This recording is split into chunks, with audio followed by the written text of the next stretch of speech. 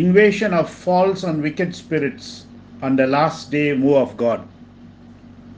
தேவனுடைய கடைசி நாளின் அசைவின் கீழான பொய்யான மற்றும் பொல்லாத ஆவிகளின் படையெடுப்பு. மத்தேயு 7ஆம் அதிகாரம் 15ஆம் வசனம் முதல் 17ஆம் வசனம் வரை மற்றும் 20ஆம் வசனம். கள்ள தீர்க்கதரிசிகளுக்கு எச்சரிக்கையாயிருங்கள், அவர்களிடத்தில் ஜாக்கிரதையாயிருங்கள். ஆட்டுத்தோலை போர்த்து கொண்டு உங்களிடத்தில் வருவார்கள். வேறு வார்த்தையில் சொல்ல வேண்டுமென்றால் அவர்கள் மாறுவேடத்தில் உங்களிடத்தில் வருவார்கள். உள்ளத்திலோ அவர்கள் பட்சிக்கிற ஓநாய்கள், அவர்களுடைய கனிகளினாலே அவர்களை அறிவீர்கள். வேதவசனம் சொல்லுகிறது, ஒவ்வொரு கள்ள தீர்க்கதரிசிகளையும் அவர்கள் கனிகளை கொண்டு நாம் அறிந்து கொள்ளலாம் என்று. முட்செடிகளில் திராட்சை பழங்களையும் முட்பூண்டுகளில் அத்திப்பழங்களையும் பறிக்கிறார்களா? அப்படியே நல்ல மரமெல்லாம் நல்ல கனிகளை கொடுக்கும், கெட்ட மரமோ கெட்ட கனிகளை கொடுக்கும். இன்னும் கீழே அது சொல்லுகிறது, ஆதலால் அவர்கள் கனிகளினாலே அவர்களை அறிவீர்கள். மேலும் 2 பேதுரு 2ஆம் அதிகாரம் 1 முதல் 3 வரை. கள்ள தீர்க்கதரிசிகளும் ஜனங்களுக்குள்ளே இருந்தார்கள், அப்படியே உங்களுக்குள்ளும் கள்ள போதகர்கள் இருப்பார்கள். அவர்கள் கேட்டுக்கு ஏதுவான வேத புரட்டுகளை தந்திரமாய் நுழைய பண்ணி தங்களை கிரயத்துக்கு கொண்ட ஆண்டவரை மறுதலித்து தங்களுக்கு தீவிரமான அழிவை வருவித்துக் கொள்வார்கள். அவர்களுடைய கெட்ட நடக்கைகளை அநேகர் பின்பற்றுவார்கள். அவர்கள் நிமித்தம் சத்திய மார்க்கம் தூஷிக்கப்படும். பொருளாசையுடையவர்களாய் தந்திரமான வார்த்தைகளால் உங்களை தங்களுக்கு ஆதாயமாக வசப்படுத்தி கொள்வார்கள். பூர்வ காலம் முதல் அவர்களுக்கு விதிக்கப்பட்ட ஆக்கினை அயர்ந்திராது, அவர்களுடைய அழிவு உறங்காது. வாசிக்கப்பட்ட தம்முடைய வார்த்தையோடு கூட கர்த்தர் தாமே தம்முடைய ஆசீர்வாதங்களை கூட்டுவாராக. மேலும் இன்று என்னுடைய ஊழியம் என்னவென்றால், கள்ள தீர்க்கதரிசிகளை அம்பலப்படுத்துவது. வெறுமனே சாதாரண கள்ள தீர்க்கதரிசிகளை அல்ல, ஆனால் உலகம் முழுவதும் மல்கியா 4 செய்தியின் கீழாக இருக்கிற கள்ள தீர்க்கதரிசிகளை. நான் இந்த கடைசி கால செய்தியை விசுவாசிக்கிறேன் என்று உரிமை கூறிக்கொள்பவர்களை குறித்து சொல்லுகிறேன். அவர்கள் தீர்க்கதரிசியின் செய்தியோடு தங்களை அடையாளப்படுத்தி கொண்டார்கள். அவருடைய செய்திகளையும் அவருடைய ஒலிநாடாக்களையும் எடுத்துக்கொண்டு பிரசங்க பீடத்தின் பின்னால் நின்று கொண்டு அநேக சபைகளில் இன்றைக்கு இந்த செய்தியை பிரசங்கித்துக் கொண்டிருக்கிறார்கள். அவர்களை எல்லாம் கள்ள தீர்க்கதரிசிகள் என்று நான் அம்பலப்படுத்த வேண்டியவனாயிருக்கிறேன். ஆம், மேலும் இந்த கடைசி கால செய்தியின் கீழாக இருக்கிற இந்த கள்ள தீர்க்கதரிசிகள் எல்லாரும், அது வெறுமனே என்னுடைய எண்ணம் அல்ல, ஆனால் தீர்க்கதரிசி அவர்களை குறித்து பேசி இருக்கிறார். அதாவது அவர்கள் அவருடைய காலத்திலேயே இருந்தார்கள். மேலும் அவர்கள் இன்னும் அநேகர் வருவார்கள் என்று தீர்க்க தரிசனம் உரைத்தார். மேலும் நான் சபைக்கால புத்தகம் செய்தியிலிருந்து பக்கம் 70 அந்த மேற்கோளை உங்களுக்கு நான் மேற்கோளிடுகிறேன். அது இவ்வாறு சொல்லுகிறது. மேற்கோள் வில்லியம் மரியன் பிரண்ணாம். இந்த வர்ணனைகள் பரலோக ராஜ்யம் தன் நிலத்தில் நல்ல விதையை விதைத்த மனுஷனுக்கு ஒப்பாய் இருக்கிறது என்று கர்த்தராகிய இயேசு கிறிஸ்து சொன்ன ஓமைக்கு கச்சிதமாக பொருந்துகிறதா இருக்கிறது. அது வெறுமனே பொல்லாங்கன் வந்து அந்த நல்ல விதைகள் மத்தியில் கெட்ட விதைகளை விதைத்து விட்டு போவதற்கு ஆயத்தமாக்கப்பட்டிருந்த நிலத்தை போல் இருந்தது.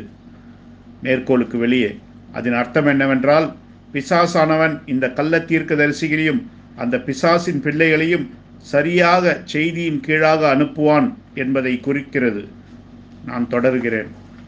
மேற்கோள்: தேவன் கலைகளை நடவில்லை, சாத்தான் தான் சரியாக அந்த தேவனுடைய நல்ல விதைகள் மத்தியிலே கலைகளை நட்டான். அந்த 2 விதமான பயிர்கள் ஜனங்கள் 2 விதமான விதத்திலிருந்து வருகிறது. ஒன்றாக சேர்ந்து வளர்கிறவர்கள் அதே பூமியின் சத்தை உறிஞ்சு கொண்டார்கள், அதே சூரிய வெளிச்சத்தை பகிர்ந்து கொண்டார்கள். மழையை கூட, இன்னும் மற்ற எல்லா நல்ல பலன்களையும் கூட அவர்கள் இருவருமே தங்கள் தங்கள் முறை வந்தபொழுது அறுவடை செய்யப்பட்டனர். நீங்கள் அதை காண்கிறீர்களா? இந்த உண்மைகளை ஒருபோதும் மறந்து விடாதீர்கள். நாம் சபை காலங்களின் செய்திகளையும் அதற்கு பிறகு முத்திரைகளின் செய்திகளையும் தியானிக்கப் போகிற வேளையிலே இந்த சத்தியங்களை ஒருபோதும் மறந்து விடாதீர்கள். நான் இதை தொடர்ந்து கொண்டு செல்ல விரும்புகிறேன். ஆகவே நாம் ஒரு படி மேலே செல்லுவோம். அந்த எழுப்புதல்களின் வரலாற்றை நீங்கள் எப்பொழுதாவது படித்ததுண்டா? இப்பொழுது ஒரு எழுப்புதல் என்பது தேவன் தம்முடைய வல்லமையின் அசைவை குறிக்கிறது. மேலும் ஒவ்வொரு முறையும் தேவன் அசையும் பொழுதெல்லாம் சாத்தானும் அசையும்படியாக அங்கே இருக்கிறான். அது ஒருபோதும் தவறுவதில்லை. அந்த மகத்தான வேல்ஸ் தேசத்து எழுப்புதல் கூட அநேக மக்களுக்கு இது தெரிவதில்லை. அப்பொழுது பைத்தியக்கார விடுதிகள் அதிவேகமாக நிரம்பின. தேவனிடத்தில் இருந்து ஜனங்களின் கவனத்தை திசை திருப்பத்தக்கதாக பிசாசனுடைய வல்லமையும் அங்கே மகத்தாக செய்து காண்பிக்கப்பட்டது. அங்கே இவ்விதமாக எழுதப்பட்டிருந்தது: வெஸ்லியின் நாட்களில் ஜனங்கள் மிகவும் வினோதமான காரியங்களை செய்வார்கள் என்றும், அது தேவனுடைய நன்மைகளையும் தேவனுடைய வல்லமையையும் பரிகாசத்துக்கிடமாக்குவதற்கு ஏதுவாக இருக்கும் என்றும் லூத்தரின் நாட்களில் இவ்வாறு சொல்லப்பட்டது. அதாவது அவர் ரோமன் கத்தோலிக்க சபையை வெற்றிகரமாக எதிர்த்தார் என்கிற உண்மையின்படி பார்க்கும் பொழுது அவருடைய ஊழியத்தின் அற்புதம் பொய் சொல்லவில்லை என்றும், மேலும் அது அங்கே அடிக்கடி தவறான ஆவியினால் நிரப்பப்பட்டு மற்றும் தவறான ஆவிகளால் வழிநடத்தப்பட்ட மத வெறியர்கள் மத்தியில் அவர் செய்த அற்புதங்கள் உண்மையாகவும் தெளிவாகவும் இருந்தது என்று. மேலும் இதை கேளுங்கள். மேலும் நீங்கள் இந்த கடைசி கால ஊழியத்தை குறித்து அறிந்திருப்பீர்களானால் அதே பொய்யான மற்றும் பொல்லாத படையெடுப்பை நீங்கள் கவனித்திருப்பீர்கள். அது அவ்விதமாகத்தான் இருக்க வேண்டும். இப்பொழுது நான் நம்புகிறேன் அதை புரிந்து கொள்ளத்தக்கதாக நீங்கள் போதிய அளவுக்கு ஆவிக்குரிய சிந்தையுடையவர்களாய் இருப்பீர்கள் என்று, மேலும் அதற்கு முக்கியத்துவம் கொடுப்பீர்கள் என்றும் நம்புகிறேன். 7 சபையின் காலங்களின் வியாக்கியானம். எபேசு சபையின் காலம் தேவனுடைய தீர்க்கதரிசியின் மேற்கோளுக்கு வெளியே கடைசி கால செய்தியின் கீழாக கள்ள தீர்க்கதரிசிகள் வருதல். ஆம், ஆகவே தேவனுடைய தீர்க்கதரிசி பொல்லாத மற்றும் பொய்யான ஆவிகள் மற்றும் கள்ள தீர்க்கதரிசிகள் அவருடைய எழுப்புதலின் கீழாக வருவதை குறித்து பேசினார். ஆம், நாம் போதிய அளவுக்கு ஆவிக்குரியவர்களாக இருக்கிறோம் என்று நான் சொல்ல விரும்புகிறேன் சகோதரன் பிரண்ணாம். மற்றும் நாங்கள் அதை பிடித்து கொண்டோம். மேலும் அதை முக்கியப்படுத்துவதற்கு நாங்கள் போதிய அளவுக்கு ஆவிக்குரியவர்களாக இருக்கிறோம். மேலும் நாங்கள் அதை பல ஆண்டுகளாக செய்து வருகிறோம். இந்த செய்தியின் கீழ் இருக்கிறதான எல்லா கள்ள தீர்க்கதரிசிகளையும் அம்பலப்படுத்தி கொண்டு வருகிறோம். ஆம் ஐயா, கடந்த காலங்களில் நாம் அவர்களுடைய பெயர்களை சொல்லி அழைத்திருக்கிறோம். ஆனால் இன்றைக்கு நாம் வெறுமனே அவர்களுடைய செய்கைகளை அம்பலப்படுத்தப் போகிறோம். மேலும் தேவனுடைய தீர்க்கதரிசி அதற்கு மேலாக இந்த மனிதர்களை கள்ள அபிஷேகம் பண்ணப்பட்டவர்கள் என்று அடையாளம் காட்டியிருக்கிறார். அவர்கள்தான் கள்ள கிறிஸ்துகளும் கள்ள தீர்க்கதரிசிகளும். ஆமையா, மேலும் அவர் சென்ற அதே களத்தில்தான் சுற்றி வருவார்கள் என்று சொன்னார். அது எதை காட்டுகிறது என்றால் அவர்கள் சரியாக செய்தியின் கீழ் இருப்பார்கள் என்பதை. ஆனால் அவர் சொன்னார், அவர்கள் தங்களுடைய சொந்த வியாக்கியானத்தின் விதைகளையும் வேத புரட்டுகளின் விதைகளையும் மற்றும் பிசாசின் உபதேசங்களையும் விதைத்து அதே நேரத்தில் தீர்க்கதரிசியை விசுவாசிப்பதாகவும் அவருடைய செய்தியை விசுவாசிப்பதாகவும் உரிமை கோரிக்கொள்வார்கள் என்று. மேலும் அவர்களை யூதாஸ்காரரின் குழு என்று கூட அடையாளப்படுத்தி இருக்கிறார். ஆமையா, ஆகவே இப்பொழுது நான் 2 மனிதர்களை ஒரே நேரத்தில் அவர்களுடைய பெயர்களை சொல்லாமல் அம்பலப்படுத்தப் போகிறேன். ஆனால் இங்கே இருக்கிற இந்த சபையோ நான் சொல்ல வருகிறதை புரிந்து கொள்ளும் அளவிற்கு ஆவிக்குரியவர்களாக இருக்கிறார்கள். ஆமையா, மேலும் அந்த கனியை பார்க்கும் பொழுது நான் யாரை குறித்து பேசிக் கொண்டிருக்கிறேன் என்று அவர்கள் அறிந்து கொள்வார்கள். மேலும் அந்த 3 முக்கிய கனிகள் மீண்டும் அந்த கள்ள தீர்க்கதரிசிகள் கொடுக்கிற கனிகள். அவர்களை கீழே தள்ளினதும் அம்பலப்படுத்தினதும் எதுவென்றால் அவர்கள் பணம், பெண் மற்றும் புகழ்ச்சிக்கு விழுந்து போனார்கள். ஆம், மேலும் வேத புரட்டை குறித்து ஒன்றும் சொல்லாமல் எல்லா விதத்திலும் எல்லா வகையிலும் செய்தியை தாறுமாறாக்கி மேலும் வேத வசனங்களையும் தாறுமாறாக்கினார்கள். 5 நட்சத்திர தளபதி அம்பலப்படுத்துதல், பண மோசடி செய்ததாக குற்றஞ்சாட்டப்படுதல். ஆகவே இப்பொழுது சென்ட்ரலில் சரியாக நம்முடைய கொல்லைப்புறத்தில் இருக்கிற இந்த முதல் கள்ள தீர்க்கதரிசி, முதல் கள்ள அபிஷேகம் பண்ணப்பட்டவர், கள்ள கிறிஸ்து, அந்தி கிறிஸ்து, பிசாசின் ஊழியக்காரன். அவர் அநேக வருடங்களாக இருந்து வருகிறார். துவக்க காலங்களில் அவர் நம்முடைய சபைக்கு வருவதுண்டு. எதற்கு என்றால், இங்கு ஏதாகிலும் சத்தியம் பிரசங்கிக்கப்படுமா, அதை அப்படியே பிடித்து கொண்டு போய் அந்த செய்தியை அப்படியே அவருக்கு நேரடியாக கிடைத்தது போல தன்னுடைய சபையில் பிரசங்கிப்பதற்கு. ஆகவே இந்த கள்ள தீர்க்கதரிசி அந்த அனைத்து 3 காரியங்களிலேயும், அதாவது பணம், பெண் மற்றும் பெருமை ஆகியவைகளில் விழுந்து போனார். மேலும் செய்தியை மிகவும் மோசமான விதத்தில் அவர் தாறுமாறாக்கி போட்டார். அதாவது அவர் பண மோசடியில் ஈடுபட்டார் என்று உலகம் முழுவதும் தேவன் அவரை அம்பலப்படுத்துகிற அளவுக்கு அவர் நீதிமன்ற வழக்கை சந்திக்க வேண்டும் என்று கட்டளையிடப்பட்டது. இப்பொழுது $1 கோடி ஜாமீனில் வெளியே வந்திருக்கிறார் என்று அநேக செய்தி பத்திரிகை தகவல்கள் சொல்லுகின்றன. வேதம் சொல்லுகிறது, உன் பாவம் உன்னை தொடர்ந்து பிடிக்கும் என்று. ஆமையா. ஆகவே அந்த அனைத்து 3 காரியங்களும் இந்த மனிதனை அம்பலப்படுத்துகிறது.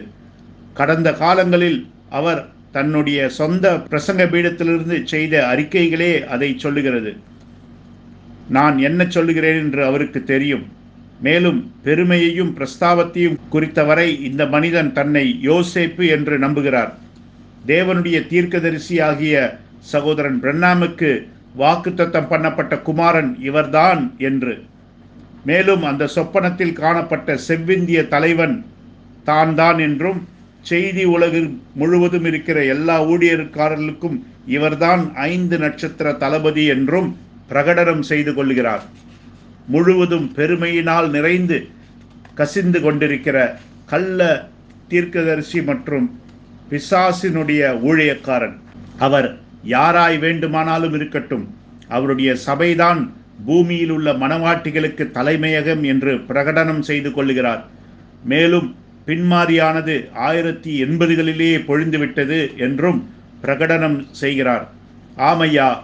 மேலும் அவர் மிகவும் பெருமை பிடித்தவராய் ஒரு காரியத்தை உரிமை கோரிக்கொள்கிறார். அதாவது சகோதரன் பிரன்னாமுடைய நாட்களில் சகோதரன் பிரன்னாமின் கைகளில் விழுந்த பட்டயம், அதாவது முத்திரைகளின் வெளிப்பாடு, அது பிரன்னாமுடைய நாட்களுக்கு பிறகு இவருடைய கையில் விழுந்திருக்கிறதாம். மேலும் தீர்க்கதரிசிக்கு கிடைக்காத 7 இடிகளின் வெளிப்பாட்டையும் தான் பெற்று கொண்டதாக பெருமை அடித்துக் கொள்கிறார். மேலும் அந்த கழுகை வழி நடத்துகிற புறா தான் என்று உரிமை கோரிக்கொள்கிறார். மேலும் அவருடைய பிசாசின் உபதேசத்தை ஆதரிக்கும் வண்ணமாக வரைபடங்களையும் பாடல்களையும் இவர் பெற்றிருக்கிறார். ஆகவே புதிய ஊழியத்தின் எல்லா ஊழியத்தையும் இந்த பெருமை பிடித்த ஆள் மாறாட்டக்காரன் உரிமை கோருகிறார். மேலும் இவருடைய சபையிலிருந்து சில வருடங்களுக்கு முன்பு பிரிந்து சென்ற சிலரால் மிகவும் தெள்ளத் தெளிவாக இவர் அம்பலப்படுத்தப்பட்டு விட்டார். இப்பொழுது சுமார் 4 வருடங்களாக வழக்கமான எல்லா ஆராதனைகளையும் ரத்து செய்துவிட்டு சபையை முழுவதுமாக இழுத்து மூடிவிட்ட பிறகு அவரை விட்டு விலகிச் சென்ற மேலும் சிலரால் தற்பொழுது அவர் அம்பலப்படுத்தப்பட்டு வருகிறார். அதனால்தான் நான் சொல்லுகிறேன், இவர் ஒரு கள்ள தீர்க்கதரிசி, ஒரு கள்ள அபிஷேகம் பண்ணப்பட்டவர், மேலும் இந்த செய்தியின் கீழ் இருக்கும் ஒரு கள்ள கிறிஸ்து. ஆகவே அவரை இன்று நான் அம்பலப்படுத்துகிறேன். ஆகவே இப்பொழுது அவருடைய பெருமை மற்றும் வேத புரட்டுகள் அவரை போதிய அளவுக்கு அம்பலப்படுத்தவில்லை. இப்பொழுது அவர் பணப்பைக்குள் கையை விட்டு துழாவுகிற ஒரு யூதாஸ் என்றும் ஒரு கூலிக்காரன் என்றும் அம்பலப்படுத்தப்படுகிறார். ஆமையா. அநேக வருடங்களுக்கு முன்பு இவருடைய மனைவி தங்களுடைய வங்கி கணக்கில் $60 லட்சம் பணம் இருப்பதாக பெருமை அடித்துக் கொண்டார். ஆனால் சமீப காலங்களில் இவர் அம்பலப்படுத்த தொகையோடு ஒப்பிடும்போது அது ஒரு சிறு தொகைதான். ஆகவே இந்த மனிதன் மிகவும் ஆடம்பரமான மக்கள் வசிக்கும் நகரத்தில் விலையுயர்ந்த இடங்களில் வசிக்கிறார். விலையுயர்ந்த ஆடைகளை அணிந்து கொண்டு விலை உயர்ந்த காரில் பவனி வருகிறார். தம்முடைய மிகப்பெரிய சபையின் மக்களுடைய காணிக்கை மற்றும் தசம பாகங்களை வைத்துக்கொண்டு செல்வ செருக்காக வாழ்ந்து வருகிறார். ஆனால் தம்முடைய சபையில் உள்ள ஏழைகளுக்கு ஒரு உதவியும் செய்ய மாட்டார். ஆனால் கடந்த 2019 வருடங்களில் 2,80,00,000 டிரினிடாட் டாலர் வைத்திருந்த குற்றத்துக்காக அவர் கையும் களவுமாக பிடிக்கப்பட்டார். அந்த தொகை காணிக்கை மற்றும் தசம பாகங்கள் மூலமாக வசூலிக்கப்பட்டது என்று காவல்துறையிடம் ஒத்துக்கொண்டார். ஆமையா, மேலும் அது அநேக மக்களை இடரச் செய்தது. அதற்கு மேலாக இந்த பிசாசு சபையை இழுத்து மூடிவிட்டு மற்றவர்கள் வெளியே சென்று தங்களுடைய சொந்த சபையை ஏற்படுத்தி கொள்ள காரணமாயிற்று. இப்பொழுது அவர்கள் எல்லாரும் இந்த மனிதனுக்கு எதிராக இருக்கிறார்கள். ஆகவே இப்பொழுது இந்த 2,80,00,000 டாலர் காவல்துறையால் கைப்பற்றப்பட்ட விஷயம் வெளிச்சத்துக்கு வந்தபோது காவல்துறை அவருடைய வீட்டிற்கு சென்று பரிசோதனை செய்தது. அப்பொழுது மேலும் 20 லட்சம் டாலர்கள் கைப்பற்றியது. மேலும் செய்தியின்படி இந்த மனிதன், இந்த கள்ள தீர்க்கதரிசி, பிசாசனுடைய 5 நட்சத்திர தளபதி மற்றும் பிசாசனுடைய ஊழியக்காரன் பணம் பதுக்கி வைத்ததாக குற்றஞ்சாட்டப்பட்டு நீதிமன்ற வழக்கை சந்திக்க வேண்டும் என்று கட்டளை பெற்றிருக்கிறார். ஆம் ஐயா, இப்பொழுது இவர் $1,00,00,000 ஜாமீன் தொகையை கொடுத்து வெளியே வந்திருக்கிறார்.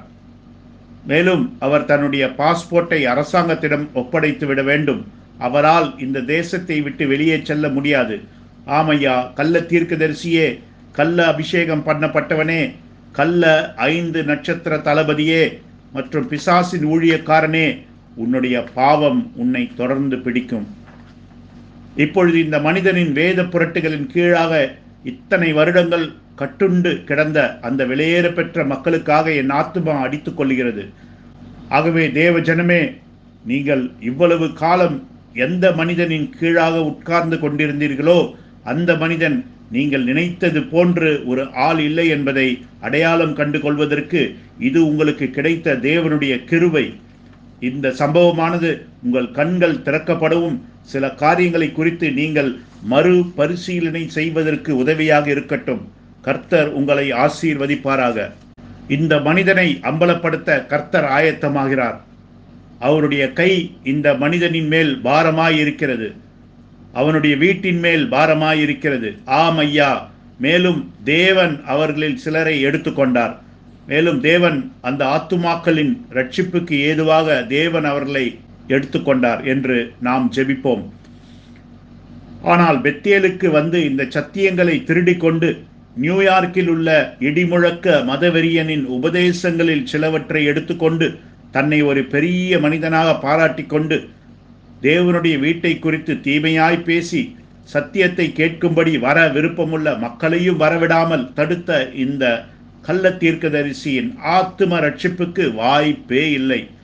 எங்கள் ஊரில், எங்கள் கொல்லைப்புறத்திலேயே இருக்கும் இந்த கள்ள தீர்க்கதரிசியே, நீ ஜனங்களுடைய ஆத்துமாவை நரகத்திற்கு கொண்டு போகும் அதே நேரத்தில் உன்னுடைய ஆத்துமாவை பரலோகத்துக்கு கொண்டு செல்ல முடியாது. உன்னுடைய பாவங்களே உன்னை கண்டுபிடித்து விட்டன. ஆமையா, மேலும் நீ ஒரு கள்ள தீர்க்கதரிசி என்று நான் அறிவிக்கிறேன். நீ ஒரு அந்தி கிறிஸ்து என்றும், நீ ஒரு ஆட்டுத்தோல் போர்த்திய இந்த செய்தியின் கீழாக வந்த ஓனாய் என்றும், நீ ஒரு பிசாசனுடைய ஊழியக்காரன் என்றும் நான் அறிவிக்கிறேன். ஆமையா, ஒரு மனிதன் தான் வெள்ளை குதிரையில் சவாரி செய்கிறவர் என்றும், அவனிடத்தில் இடிமுழக்கம் இருக்கிறது என்றும், கிறிஸ்துவின் 2வது வருகை அவனுக்குள் நிறைவேறினது என்றும், அவன் தான் இடிமுழக்க ரகசியங்களை வெளிப்படுத்துவதாகவும், இன்னும் இது போன்ற எல்லா விதமான பேய்த்தனத்துக்கு அடுத்த உபதேசங்களையும் பிரசங்கிக்கும் அளவுக்கு அவ்வளவு பெருமை கொள்வான் என்றால் அவன் ஒரு கள்ள தீர்க்கதரிசிக்கும் மேலானவன் அல்ல. அவன் ஒரு கள்ள தீர்க்கதரிசி என்றே நான் அறிவிக்கிறேன். இதனால் யாருக்காவது வருத்தம் என்றால் தயவு செய்து நன்றாக வருத்தப்படுங்கள். இது கர்த்தருடைய வார்த்தை. எல்லா கள்ள தீர்க்கதரிசிகளையும் அம்பலப்படுத்தும்படியாக தேவ வசனம் எங்களுக்கு கட்டளையிடப்பட்டிருக்கிறது. ஆகவே இந்த மனிதன் ஒரு கள்ள தீர்க்கதரிசியும் பிசாசின் ஊழியக்காரனுமாய் இருக்கிறான். மேலும் இதை சொல்வதற்காக நான் வருந்த போவதில்லை. நான் அப்போஸ்தலர் நடபடிகள் 8ஆம் அதிகாரத்திலிருந்து 9ஆம் வசனத்தை வாசிக்கிறேன். மேலும் அது சொல்லுகிறது, சீமோன் என்று பெயர் கொண்ட ஒரு மனுஷன் அந்த பட்டணத்திலே மாய வித்தைக்காரனாயிருந்து தன்னை ஒரு பெரியவன் என்று சொல்லி சமாரியா நாட்டு ஜனங்களை பிரமிக்க பண்ணி கொண்டிருந்தான். தேவனுடைய பெரிதான சக்தி இவன்தான் என்று எண்ணி சிறியோர் பெரியோர் யாவரும் அவனுக்கு செவி கொடுத்து வந்தார்கள். அவன் அநேக காலமாக தன்னுடைய மாய வித்தைகளினாலே அவர்களை பிரமிக்க பண்ணினதினால் அவனை மதித்து வந்தார்கள். தேவனுடைய ராஜ்யத்துக்கும் இயேசு கிறிஸ்துவுடைய நாமத்துக்கும் ஏற்றவைகளை குறித்து பிலிப்பு பிரசங்கித்ததை அவர்கள் விசுவாசித்த போது புருஷரும் ஸ்திரீகளும் ஞானசானம் பெற்றார்கள். அப்பொழுது சீமோனும் விசுவாசித்து ஞானசானம் பெற்று பிலிப்பை பற்றி கொண்டு அவனால் நடந்த அடையாளங்களையும் பெரிய அற்புதங்களையும் கண்டு பிரமித்தான். 17ஆம் வசனம். அவர்கள் மேல் கைகளை வைத்தார்கள். அப்பொழுது அவர்கள் பரிசுத்த ஆவியை பெற்றார்கள். அப்போஸ்தலர் தங்கள் கைகளை அவர்கள் மேல் வைத்ததினால் பரிசுத்த ஆவி தந்தருளப்படுவதை சீமோன் கண்டபோது அவர்களிடத்தில் பணத்தை கொண்டு வந்து, நான் எவன் மேல் என் கைகளை வைக்கிறேனோ அவன் பரிசுத்த ஆவியை பெறத்தக்கதாக எனக்கும் இந்த அதிகாரத்தை கொடுக்க வேண்டும் என்றான். பேதுரு அவனை நோக்கி, தேவனுடைய வரத்தை பணத்தினாலே சம்பாதித்துக் கொள்ளலாம் என்று நீ நினைத்தபடியால் உன் பணம் உன்னோட கூட நாசமாக போக கடவுது. உன் இருதயம் தேவனுக்கு முன்பாக செம்மையா இராதபடியினால் இந்த விஷயத்தில் உனக்கு பங்குமில்லை பாகமில்லை. மேற்கோளுக்கு வெளியே, ஞானசானம் பெற்று இந்த செய்தியின் கீழாக வந்துவிட்டால் உன்னுடைய இருதயம் மாறிவிட்டது என்ற அர்த்தமில்லை. நான் தொடர்கிறேன். ஆகையால் நீ உன் துர்க்குணத்தை விட்டு மனம் திரும்பி தேவனை நோக்கி வேண்டிக்கொள். ஒருவேளை உன் இருதயத்தின் எண்ணம் உனக்கு மன்னிக்கப்படலாம். மேலும் இப்பொழுது 2 பேதுரு 2ஆம் அதிகாரம் 15ஆம் வசனம். செம்மையான வழியை விட்டு தப்பி நடந்து பேயோரின் குமாரனாகிய பீலேயாமின் வழியை பின்பற்றி போனவர்கள் அவன் அநீதத்தின் கூலியை விரும்பி தன்னுடைய அக்கிரமத்து நிமித்தம் கடிந்து கொள்ளப்பட்டான். பேசாத மிருகம் மனுஷர் பேச்சை பேசி தீர்க்கதரிசியினுடைய மதிகேட்டை தடுத்தது. மேலும் வாசிக்கப்பட்ட தம்முடைய பரிசுத்த வார்த்தையோடு கூட தேவன் தம்முடைய ஆசீர்வாதத்தை கூட்டுவாராக. இன்றைக்கு நான் இங்கே இருப்பது தான் இருந்த இடத்தை விட்டு பக்தி உள்ளவனாகி இந்த மணி நேரத்தின் செய்திக்குள்ளாக வந்த ஒரு கள்ள தீர்க்கதரிசியை சற்று நேரம் அம்பலப்படுத்துவதற்காக. ஆகவே இப்பொழுது நான் அங்கே வாசித்த இந்த வேத வாக்கியங்களில் அது ஆதி சபை காலம். மேலும் அப்பொழுது தேவன் தம்முடைய சுத்தமான வார்த்தையை அனுப்பியிருந்தார். அது மாத்திரமல்ல, பரிசுத்த ஆவியின் வல்லமையும் ஊற்றப்பட்டிருந்தது. மேலும் சுவிசேஷமானது மகத்தான வல்லமையோடும் அற்புத அதிசயங்களோடும் அடையாளங்களோடும் கடந்து சென்றது. ஆமையா, வல்லமையோடு கூட கடந்து சென்ற சுவிசேஷத்தை சக்தி வாய்ந்த குறி சொல்லுகிற மனிதனால் கூட தடுத்து நிறுத்த முடியாமல் போனது.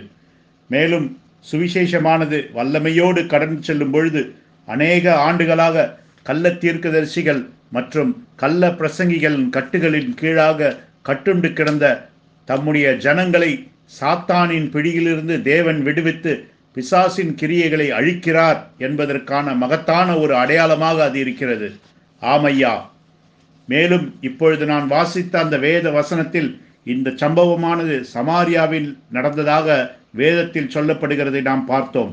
அங்கே தேவ ஜனங்கள் சீமோன் எண்ணப்பட்ட ஒரு மாய வித்தைக்காரனான ஒரு கள்ள தீர்க்கதரிசியின் மூலமாக பிசாசின் பிடிகளில் இருந்து விடுவிக்கப்பட்டார்கள். ஆமையா, மேலும் இந்த மனிதன் ஒரு வஞ்சனையுள்ள மனிதனாக இருந்தான்.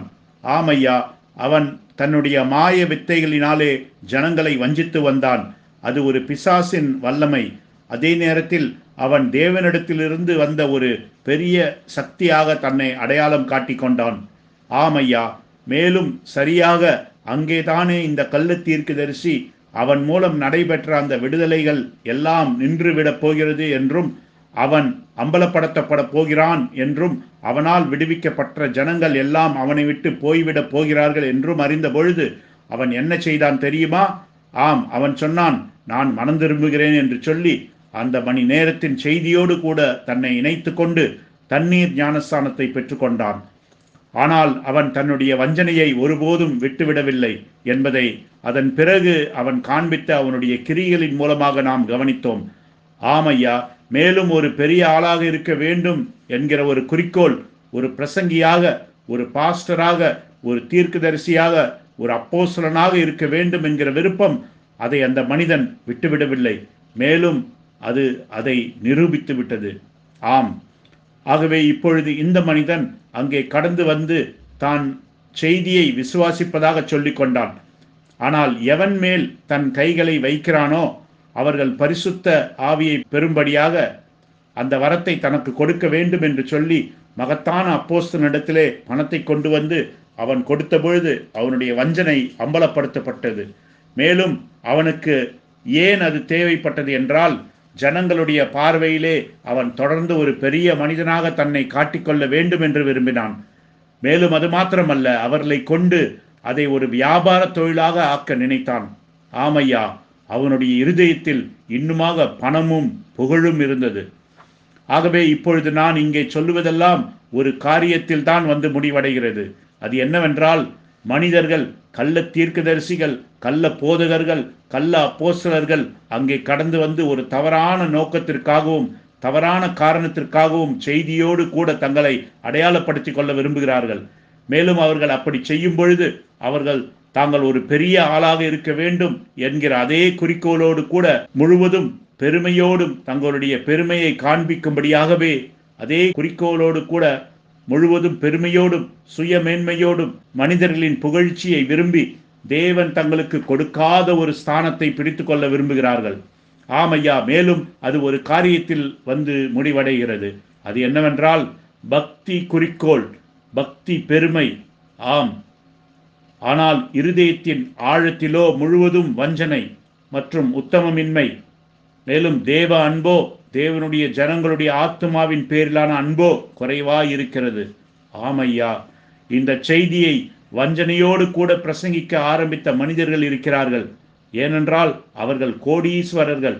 அவருடைய தசம பாகம் மிகப்பெரிய தொகை. அதை வேறொரு பிரசங்கிக்கு கொடுக்க அவர்களுக்கு மனமில்லை. ஆகையால் அவர்கள் தாங்களே செய்தியை பிரசங்கிக்க ஆரம்பித்து தங்களுடைய சொந்த தசம பாகத்தை தங்களுக்கே செலுத்தி கொண்டார்கள். என்னே ஒரு வஞ்சனை! ஆமையா, மேலும் மாயவித்தைக்காரனான சீமோனை போல மனிதர்கள் இருக்கிறார்கள். அவர்கள் செய்தியானது அவர்களை அம்பலப்படுத்துகிறது என்று கண்டுகொண்ட பொழுது அவர்கள் தங்கள் உறுப்பினர் நிலையை இழக்கப் போகிறார்கள் என்றும், மேலும் தங்களுடைய தசம பாகத்தையும் தங்களுடைய காணிக்கையும் இழக்கப் போகிறார்கள் என்று கண்டுகொண்ட பொழுது அவர்கள் தங்கள் சபையாரை காப்பாற்ற நினைப்பது போல் நடித்து கொண்டு அவர்கள் இந்த செய்திக்குள்ளாக கடந்து வந்து ஞானஸ்நானம் பெற்றுக்கொண்டு பிரசங்கத்தை தொடர ஆரம்பிக்கின்றனர்.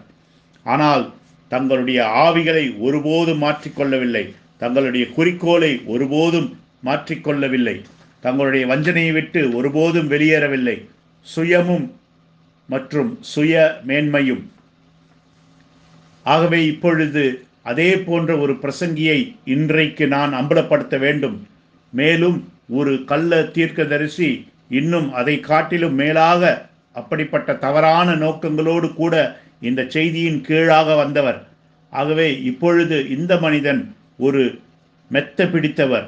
ஆகவே அவருடைய அதிக படிப்பு தான் அவருக்கு பைத்தியம் பிடிக்க செய்துவிட்டதோ என்பது போல் தோன்றுகிறது.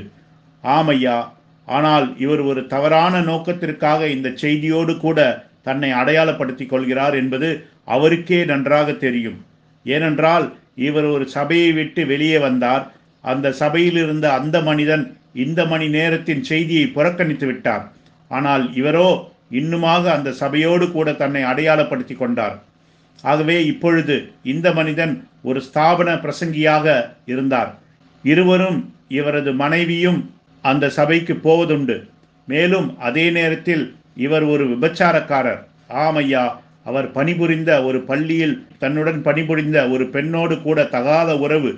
ஆம், இது எதை காண்பிக்கிறது? இந்த மனிதன் ஒருபோதும் உத்தமமாய் இருக்கவில்லை என்பதை. மேலும் இவ்வாறு சொல்லப்பட்டது, அதாவது அவருடைய மனைவி அவர் பணிபுரிந்த அந்த பள்ளிக்கு சென்று இவர் தகாத உறவு வைத்திருந்ததை அந்த பெண்ணோடு கூட கை கலப்பில் ஈடுபட்டாள் என்றும், அதற்கு சில நாட்களுக்கு பிறகு அவருடைய மனைவி இதற்கு ஏதாவது செய்தாக வேண்டும் என்று சொல்லி இவருடைய காரை பின்தொடர்ந்து சென்றிருக்கிறார். அந்த மனிதன் தன்னுடைய காரை பின்னோக்கி எடுக்க அது அவருடைய மனைவியின் மேல் மோதிவிட்டது. மோதி அவரை கொன்று போட்டுவிட்டது. ஆமையா, தேவனுக்கு தெரியும் உண்மையில் அங்கே என்ன நடந்தது என்று. இந்த கள்ள தீர்க்கதரிசிக்கும் தெரியும் அங்கே என்ன நடந்தது என்று. ஆம் ஐயா. ஆகவே அதன் பிறகு காவல்துறை கொலை செய்த குற்றத்திற்காக இந்த மனிதரை கைது செய்தது. ஆனால் இந்த செய்தியில் ஊழியக்காரனாய் இருந்த ஒரு ஊழியக்கார நண்பனின் உதவியால் இந்த மனிதன் வெளியே வந்துவிட்டார். அதன் பிறகு கடைசியாக அந்த வழக்கிலும் வென்று விட்டார். ஆம், அதன் பிறகு இந்த மனிதன் செய்தியின் கீழாக வந்து செய்தியின் கீழாக அடைக்கலம் புகுந்து விட்டார். நீங்கள் அறிந்து கொள்ள வேண்டும் என்று நான் விரும்புவது என்னவென்றால், இந்த செய்தியின் கீழாக வருகிற ஒவ்வொரு மனிதனும் ஒவ்வொரு பிரசங்கியும் சரியான நோக்கத்தோடு வருவதில்லை. நான் கேட்கிறேன், அவருடைய நோக்கம் என்ன? அதை காலம் சொல்லும். அதன் பிறகு இந்த மனிதர் இந்த செய்தியை எடுத்து பிரசங்கம் பண்ண ஆரம்பித்து விட்டார். ஆகவே இந்த செய்தியை பிரசங்கிக்கிற இப்படிப்பட்டதான விபச்சாரக்காரர்களை நாம் பெற்றிருக்கிறோம். ஆம், இன்னும் என்னென்ன இருக்கிறது என்பதை வரும் நாட்களில் தேவன் சொல்லுவார். இப்பொழுது தண்ணீர் ஞானஸ்நானம் அந்த பழைய சுபாவத்தை மாற்றுவதில்லை. அதே போல அங்கே கடந்து வந்து நான் இந்த செய்தியை விசுவாசிக்கிறேன் என்று சொல்லுவதும் அதை செய்யவில்லை. மேலும் இந்த மனிதனுடைய சுபாவம் ஒருபோதும் மாறவே இல்லை என்பதற்கு நிரூபணம் என்னவென்றால், இந்த மனிதன் முழுவதும் பகை உணர்வோடு இருக்கிறார். செய்தியின் பரிசுத்தத்தின் தராதரத்தை கடைபிடிக்கிறவர்கள், மேலும் சகோதரன் பிரண்ணாமின் செய்தியின் உண்மையான வெளிப்பாட்டை கடைபிடிக்கிறவர்கள் மேலும் முழுவதும் வெறுப்பு உடையவர்களாக இருக்கிறார். மேலும் இவர் உண்மையான ஊழியக்காரன், தேவனுடைய ஊழியக்காரனை அந்த மனிதனை குறித்து கொஞ்சமாய் தெரிந்து கொண்டு சகோதரன் பிரண்ணாமுடைய செய்திக்காக உத்தமமாய் நின்ற அந்த மனிதனை காயின் ஆவியோடு கூட இந்த செய்திக்குள்ளாக வந்து இந்த மனித நேரத்தின் செய்தியோடு கூட தன்னை அடையாளப்படுத்தி கொண்ட அந்த காயின் வித்து கடைசியில் அந்த தேவ மனிதனை கொன்று போடும் வரை காரணமின்றி அவ்வளவாக அவரை பகைத்தார். ஆமையா, மேலும் இது நாள் வரைக்கும் இந்த பிரசங்கி உண்மையான தேவனுடைய ஊழியக்காரர்களுக்கு எதிராகவும் இந்த செய்திக்காக உத்தமமாய் நிற்கிற தேவனுடைய ஜனங்களுக்கு எதிராகவும் வெறுப்புணர்வை கொண்டிருக்கிறார். ஆமையா, மேலும் திருவாளர் பிரசங்கியே, நீர் அறிந்து கொள்ள வேண்டும் என்று நான் விரும்புகிறது என்னவென்றால், வேத வசனம் சொல்லுகிறது, தன்னுடைய சகோதரனை பகைக்கிறவன் கொலை பாதகன் என்று. ஆகவே உம்முடைய பகை உணர்வு வேத வசனத்தின்படி நீர் ஒரு கொலை பாதகனாயிருக்கிறீர் என்பதை நிரூபிக்கிறது. மேலும் வேத வசனம் சொல்லுகிறது, கொலை பாதகன் எவனுக்குள்ளும் நித்திய ஜீவன் இல்லை என்று. 1 யோவான் 3:15. ஆமையா, நீ தேவனுடைய ஆவி இல்லாதவனாயிருக்கிறாய். நீ இன்னும் மறுபடியும் பிறக்கவில்லை. உனக்குள்ளாக நித்திய ஜீவன் வாசம் பண்ணவில்லை. மேலும் நீ இன்னும் பாவியாக இருந்து உன் பாவங்களிலும் மீறுதல்களிலும் மரித்து கிடக்கிறாய். மேலும் இங்கே இருக்கிற ஊழியக்காரர்களையும் சபையையும் வெறுத்து எங்களை மத வெறியர்கள் என்றும் அடிப்படை கொள்கைவாதிகள் என்றும் முத்திரை குத்துகிற ஒவ்வொருவருக்கும் அது பொருந்துகிறது. நீங்கள் மறுபடியும் பிறக்கவில்லை. உங்களுக்குள் நித்திய ஜீவனும் வாசமாய் இல்லை. தேவனுடைய ஆவியும் உங்களில் வாசமாய் இல்லை. வேத வசனம் கூறுகிறது, நீ மறுபடியும் பிறந்தவனாயிருந்தால் மறுபடியும் பிறந்தவர்களை நீ நேசிப்பாய் என்று. 1 யோவான் 4:7.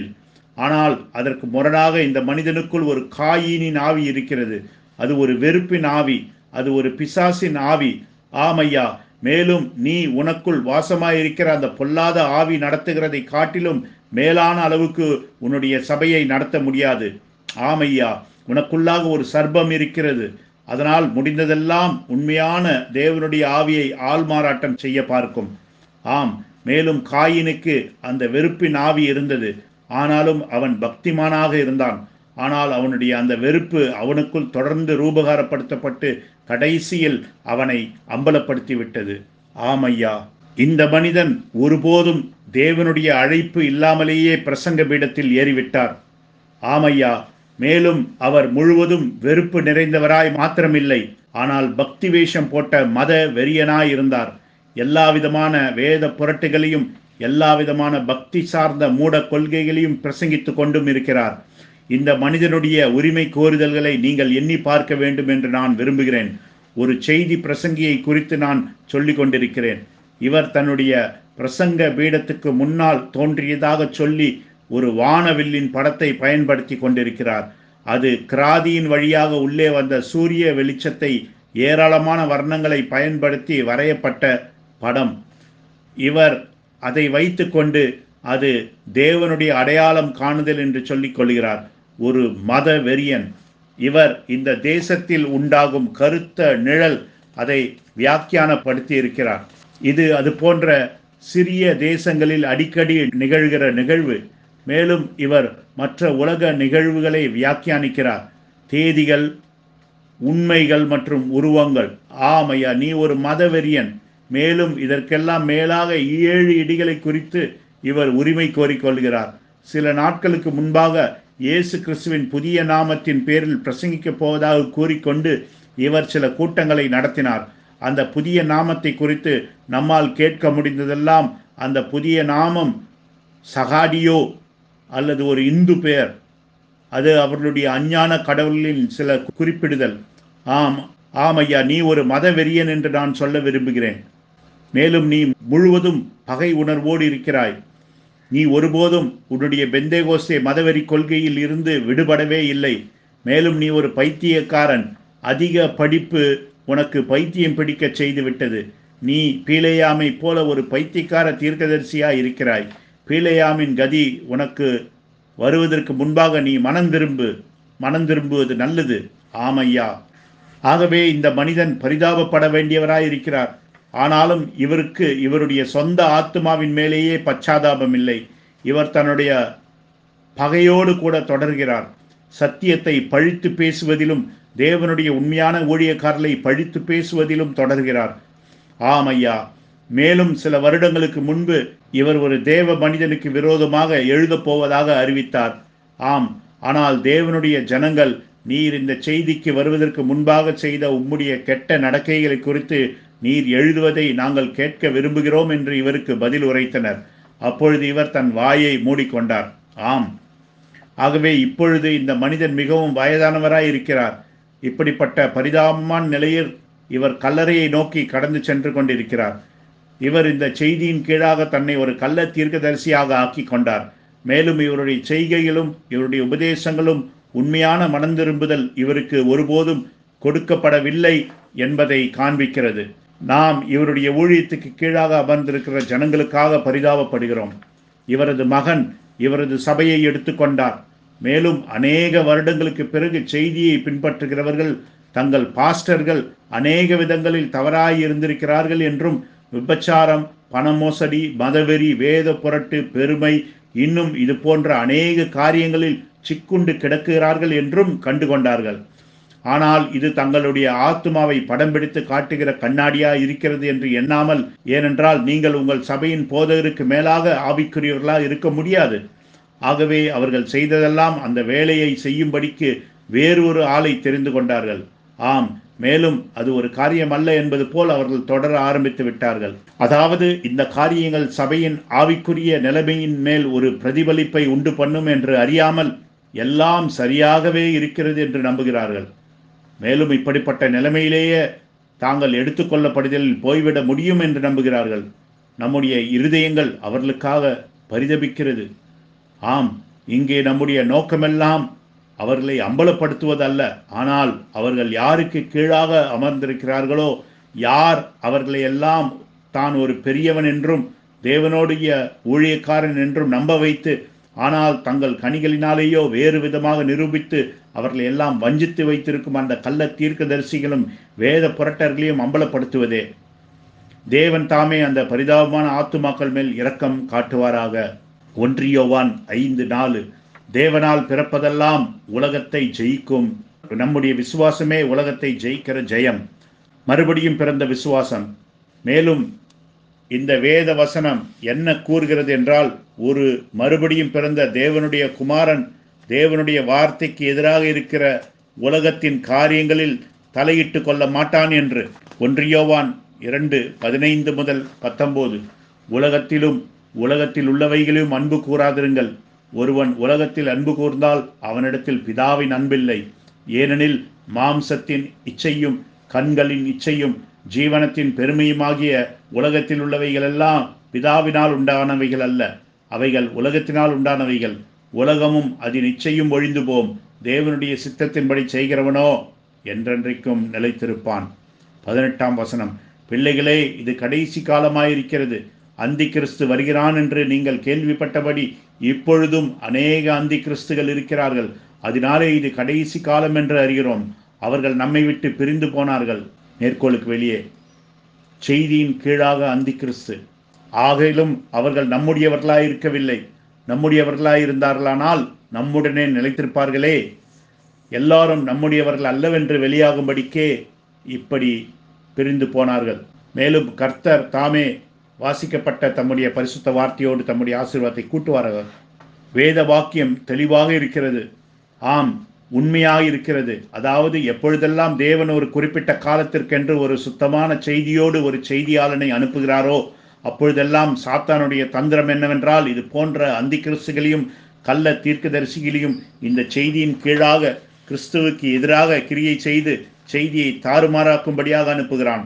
ஆமையா, அப்போஸ்தலர் நடபடிகள் 20ஆம் அதிகாரத்தில் அப்போஸ்தலனாகிய பவுல் சொல்லுகிறார், அதாவது இப்படிப்பட்ட மனிதர்கள் அப்பொழுதே சரியாக விசுவாசிகள் மத்தியில் அமர்ந்திருக்கிறார்கள் என்றும், அவன் போன பின்பு அவர்கள் எழும்புவார்கள் என்றும், அதன் பின்பு மந்தையை தப்பவிடாத கொடிதான ஓநாய்கள் விசுவாசிகளுக்கு மத்தியில் வந்து மாறுபாடானவைகளை போதிப்பார்கள் என்றும், அதாவது அவர்கள் செய்தியை தாறுமாறாக்குவார்கள் என்றும் சொல்லுகிறான்.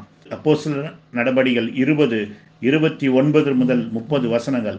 மேலும் இப்படிப்பட்டவர்களை நம்முடைய கர்த்தர் செய்தியின் கீழ் ஆட்டுத்தோலை போர்த்து கொண்டு உள்ளே வரும் ஓநாய்கள் என்றும் கள்ள தீர்க்கதரிசிகள் என்றும் மத்தேயு 7ஆம் அதிகாரம் 15ஆம் வசனத்தில் குறிப்பிடுகின்றார்.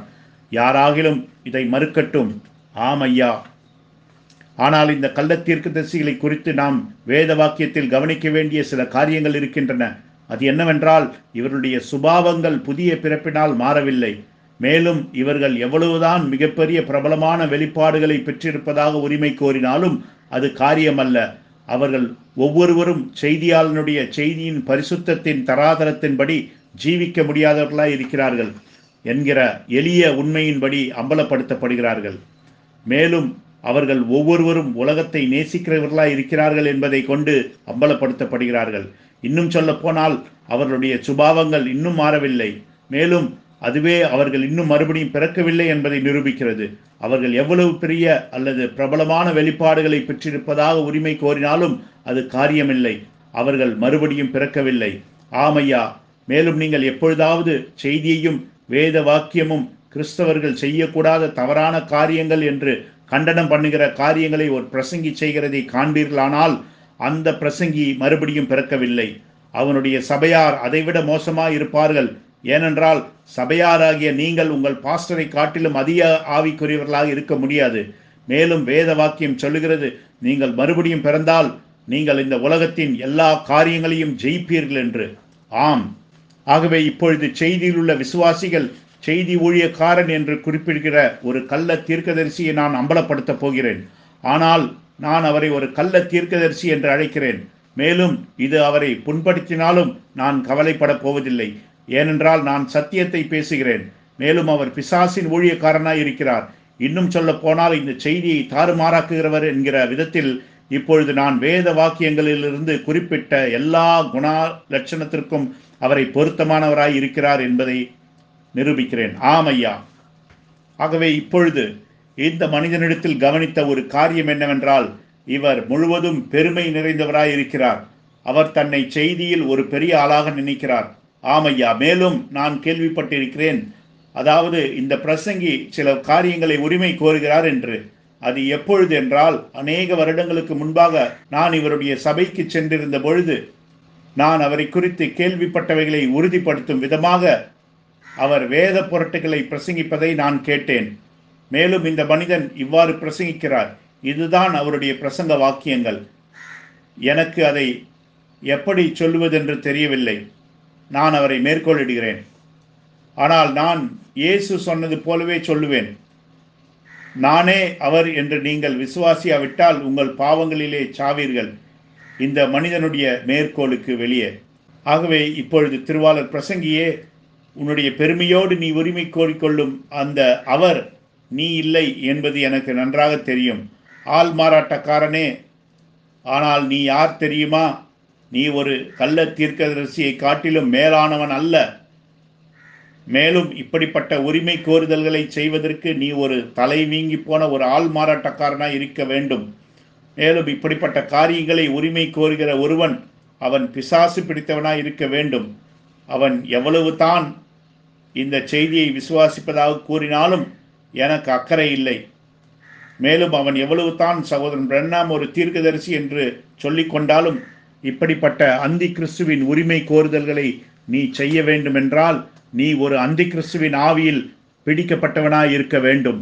ஆம், ஆகவே இப்பொழுது இந்த மனிதன் இந்த சபைக்கு எதிராக இருக்கிறார்.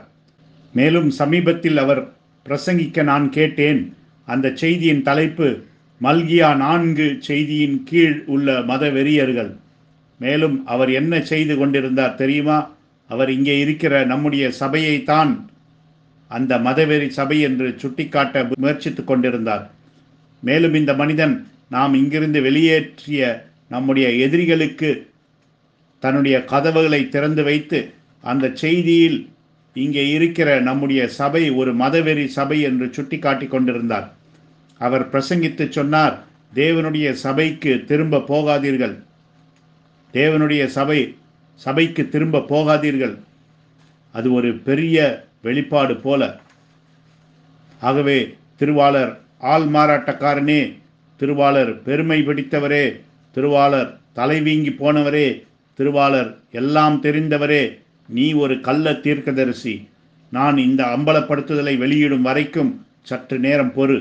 அதன் பிறகு யாருடைய சபை மதவெறி சபை என்று நாம் பார்ப்போம்.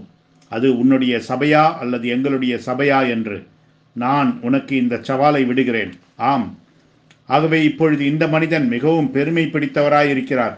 எப்படி என்றால், இவர் கூறுகிறார், இவரை யாராவது தங்கள் சபையில் பிரசங்கிக்க அழைத்து அவருக்கு ஒரு குறிப்பிட்ட நேரத்தை ஒதுக்கி அந்த குறிப்பிட்ட நேரத்திற்குள் அவர் பிரசங்கிக்க வேண்டும் என்று சொல்வார்களானால் அவர்கள் தன்னை கூப்பிட வேண்டாம் என்று சொல்லுகிறார். இப்பொழுது எனக்கு நிச்சயமாக தெரியும் இது பெருமை என்று. இதை கேட்கிற எல்லாரும் சொல்லுவார்கள். மேலும் ஊழியக்காரனே, பிரசங்கியே, நீ உன்னை தீர்க்கதரிசியை காட்டிலும் மேலானவனாய் நினைக்கிறாய். தேவனுடைய தீர்க்கதரிசி அவருக்கு கொடுக்கப்பட்ட நேரத்துக்குள் அவர் பிரசங்கிப்பது வழக்கம். ஆனால் நீயோ அவரை காட்டிலும் வெளிப்பாடுகள் பெற்ற பெரிய ஆளை போல, பெரிய வெளிப்பாடு பெற்ற ஆளை போல நீ செய்தியில் ஒரு பெரிய ஆள் போல நினைத்து கொள்கிறாய். ஆனால் இந்த அம்பலப்படுத்துதல் மூலமாக அதெல்லாம் உன்னுடைய தலை கணம் என்பதை நான் நிரூபிப்பேன். ஆம், அதுதான் உன்னுடைய தலையை இப்படி வீங்கச் செய்திருக்கிறது. நீ எவ்வளவு பெரிய ஆள் என்பதை நாம் பார்ப்போம். ஆகவே உங்களுக்கு தெரியவில்லை என்றால் நான் உங்களுக்கு சொல்லட்டும். அதாவது செய்தியின் பரிசுத்தத்தின் தராதரத்தை தேசத்தில் உள்ள மற்ற எல்லா சபைகளை காட்டிலும் நாம் நம்முடைய சபையில் கடைபிடிப்பது போல ஒரு மதவெறியன் கடைபிடிக்க மாட்டான். நாம் வீடுகளில் தொலைக்காட்சி பெட்டியை வைத்துக் கொள்ளுகிற விஷயத்தில் மிகவும் உறுதியாக கடிந்து கொள்ளுகிறோம். ஏனென்றால் தேவனுடைய தீர்க்கதரிசி அதை கடிந்து கொண்டார். மேலும் அவருடைய செய்தி அதை கடிந்து கொள்கிறது. மேலும் அவர் தன்னுடைய செய்தியை வேத வாக்கியங்களிலிருந்து பெற்றுக்கொண்டார். இந்த செய்தியின் கீழாக இப்பொழுது வந்திருக்கிற இந்த அநாகரிகமான உடைகளை நாம் கடிந்து கொள்கிறோம். அங்கே பெண்கள் தங்கள் உடைகளில் துவாரங்களை போட்டுக் கொள்கிறார்கள். அதைத்தான் தேவனுடைய தீர்க்கதரிசி கரகாட்ட பாவாடை என்று கண்டிக்கிறார். மேலும் இந்த உடைகள் அதன் மேல் பாகத்தில் மிகவும் இறுக்கமாக இருந்து கீழே தொலதளவென்று தொங்குவதில்லை. ஆனால் இடுப்பை சுற்றிலும் இறுக்கமாக பிடித்து கொண்டிருக்கிறது. மேலும் அவர்கள் நடக்கும் பொழுது, அந்த பெண்கள் நடக்கும் பொழுது ஒரு பைக்குள் போட்ட பாம்பு நெளிவது போல காணப்படுகிறது. இதையா பரிசுத்தத்தின் தராதரம் என்று எனக்கு சொல்லப் போகிறீர்கள்? ஆம் ஐயா, நீ ரொம்பவும் வெளிப்பாடு பெற்றவர்தான். ஆனால் உம்மால் இந்த அடிப்படையான பரிசுத்தத்தின் தராதரத்தை கூட நிலைநாட்ட முடியவில்லை. உன்னுடைய சுபாவம் மாறவில்லை. ஆம் ஐயா, நாம் இங்கே விசுவாசிகளுக்கு விளையாட்டை குறித்து மிகவும் கண்டிப்பான விதத்தில் கடிந்து கொள்கிறோம். அதுவும் தீர்க்கதரிசி தன்னுடைய செய்தியில் கடிந்து கொண்ட அதே விதமாக அவர் சொன்னார், நீங்கள் விளையாட்டில் ஈடுபடுவீர்கள் என்றால் நீங்கள் ஒரு கழுகு அல்ல, ஆனால் கோழியாக இருக்கிறீர்கள். மேலும் நீங்கள் மறுபடியும் பிறக்கவில்லை. ஆகவே திருவாளர் பிரசங்கியே, நீர் அதிலே ஈடுபடுவீர் என்றார் அதுதான் உம்முடைய நிலை. நீர் ஒரு கழுகு அல்ல, நீர் ஒரு கோழியாக இருக்கிறீர். மேலும் நீ இன்னும் மறுபடியும் பிறக்கவில்லை. இந்த செய்தியின்படி இது போன்ற உபதேசத்தை பின்பற்றுகிற எல்லாருமே மறுபடியும் பிறக்கவில்லை. ஆம் ஐயா.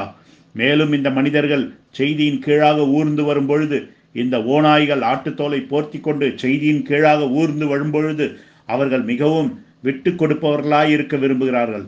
ஆகையால் அவர்கள் தீர்க்கதரிசியையும் அவருடைய செய்தியையும் கண்டனம் பண்ணுகின்ற இது போன்ற உலக பிரகாரமான பொழுதுபோக்குகளை சேர்த்து கொள்ளும்படி விட்டு கொடுப்பார்கள்.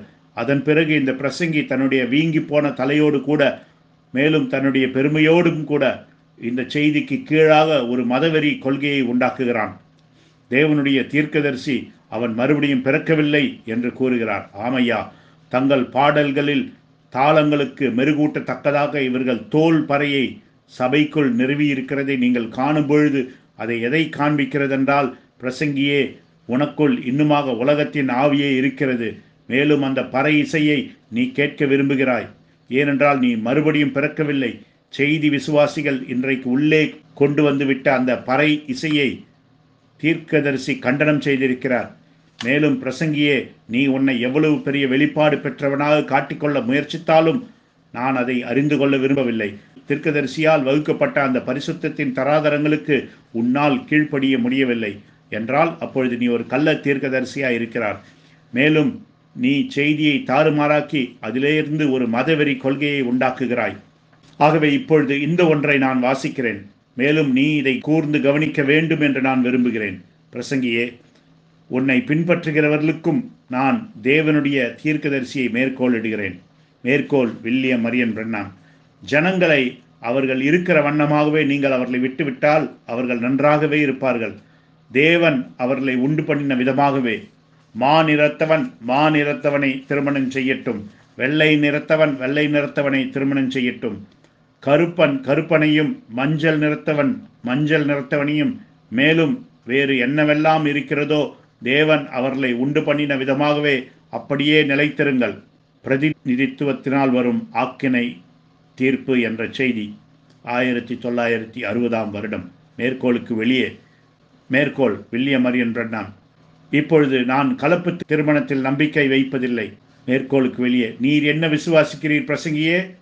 மீண்டும் மேற்கோள். இப்பொழுது நான் கலப்பு திருமணத்தில் விசுவாசம் வைப்பதில்லை.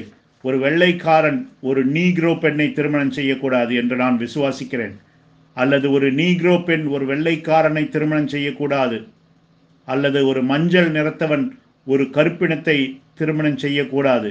அல்லது ஒரு வெள்ளைக்காரன், நான் விசுவாசிக்கிறேன், மாநிறத்தவன் கருப்பன் வெள்ளையன் மனித இனம் பல்வேறு ஜாதிகளோடு தேவனுடைய மலர் தோட்டம் போல இருக்கிறார்கள். மேலும் அவர்கள் கலப்படம் பண்ணிக்கொள்ளலாம் என்று நான் நம்புவதில்லை. நான் விசுவாசிக்கிறேன் தேவன் அவ்விதமாகத்தான் அவர்களை படைத்திருக்கிறார். மேலும் நான் விசுவாசிக்கிறேன் அதே விதமாகத்தான் அவர்கள் நிலைத்திருக்க வேண்டும் என்று. கேள்விகள் மற்றும் பதில்கள் என்கிற செய்தியில் 1964. திருவாளர், செய்தியை தாறுமாறாக்குகிறவரே, உம்மால் இதற்கு ஆமேன் சொல்ல முடியுமா? அல்லது உம்முடைய செய்தியின் தத்துவம் இந்த காரியங்களில் எங்காவது தாண்டி செல்ல போகிறதா? அல்லது இந்த காரியங்களை குறித்து எது எப்படி போனாலும் உமக்கு கவலை இல்லையா? அப்படியென்றால் இது உண்மை செய்தியின் கீழாக வந்திருக்கும் ஒரு கள்ள தீர்க்கதரிசி என்றும் உன்னை அம்பலப்படுத்துகிறேன். அப்படியென்றால் இது உம்மை செய்தியின் கீழாக வந்திருக்கும் ஒரு கள்ள தீர்க்கதரிசி என்றும் உன்னை அம்பலப்படுத்துகிறது. மேலும் நீர் இந்த செய்தியை கொண்டு ஒரு மதவெறி கொள்கையை உருவாக்குகிறீர். ஆம் ஐயா. ஆகவே இப்பொழுது இந்த பிரசங்கி இவருடைய பையன்களில் ஒருவன் வேறொரு இனத்தைச் சேர்ந்த பெண்ணை திருமணம் செய்து கொண்டார். ஆனால் திருவாளர் பெருமை, நீர் மிகப்பெரிய வெளிப்பாடுகளை பெற்றவராக உரிமை கோருகிறீர். நீர் இந்த ஆ போன்ற காரியங்கள் கூட உமக்கு தெரியவில்லையே. உமக்கு நன்றாக தெரியும் என்று நம்புகிறேன். ஆனால் அது எதை காண்பிக்கிறது என்றால், தேவனுடைய தீர்க்கதரிசி வகுத்த இந்த செய்தியின் பரிசுத்தத்தின் தராதரத்தின் மேல் உமக்கு கொஞ்சமும் அக்கறை இல்லை என்பதை அது காட்டுகிறது. நீர் என்ன நினைக்கிறீர்? நீர் அவரை விட பெரியவரா? மேலும் அது எதை காண்பிக்கிறது என்றால், நீர் இந்த செய்தியிலிருந்து எதற்கு கீழ்ப்படிய வேண்டும், எதற்கு கீழ்ப்படியக்கூடாது என்ற காரியங்களை பொறுக்கி எடுக்கிறீர். ஆனால் தீர்க்கதரிசியின் செய்தியை போதிய அளவுக்கு புசிக்க முடியாமல் அதன் மேல் கொத்தி கொண்டிருக்கிறதான அவர் தன்னுடைய தரிசனத்திலே பார்த்த அந்த வெள்ளை பறவையாய் நீர் இருக்கிறீர் என்று அவருடைய தரிசனம் உம்மை அடையாளம் காட்டுகிறது. ஆமையா. மேலும் வேறு இனத்து பெண்ணை மனைவியாக கொண்டிருக்கிற அந்த பையன் பிரசங்க பீடத்தில் மிகவும் சுறுசுறுப்பாக இயங்கிக் கொண்டிருக்கிறான். அவன் பிரசங்க பீடத்திற்கு தகுதியில்லாதவன். ஆமையா. நான் மறுபடியும் சொல்லுகிறேன், அவன் ஒருவேளை என் சத்தத்தை கேட்டுக்கொண்டிருப்பான் என்றால், தம்பி, நீ பிரசங்க பீடத்திற்கு தகுதியில்லாதவன். மேலும் அவனை அந்த பிரசங்க பீடத்தில் ஏற்றி இருப்பது நீர்தான் என்றால், நீர் ஒரு கள்ள தீர்க்கதரிசி என்றும் செய்தியை தாறுமாறாக்குகிறவர் என்றும் நீர் தேவனால் அழைக்கப்படாதவர் என்றும் உம்முடைய எல்லா பெருமையோடும் உமக்கு அவ்வளவு வெளிப்பாடு இருக்கிறது என்று நீ நினைத்து கொண்டு நீர் அதை செய்து கொண்டிருக்கிறீர். மேலும் நான் நம்புகிறேன், அதாவது தீர்க்கதரிசியின் செய்திகளோடு கூடிய இந்த அம்பலப்படுத்தும் செய்தியானது உன்னுடைய விசுவாசிகளின் கையில் விழுந்து அது உன்னை அம்பலப்படுத்தும் என்று நான் நம்புகிறேன். ஆம், ஆகவே நீ நினைக்கிற அளவுக்கும், நீ உன்னை காண்பித்துக் கொள்ள விரும்புகிற அளவுக்கும் நீர் அவ்வளவு பெரிய வெளிப்பாடு உடையவன் அல்ல. நீ ஒரு கோழி என்று தேவனுடைய தீர்க்கதரிசி சொல்லியிருக்கிறார். நீ மறுபடியும் பிறக்கவில்லை.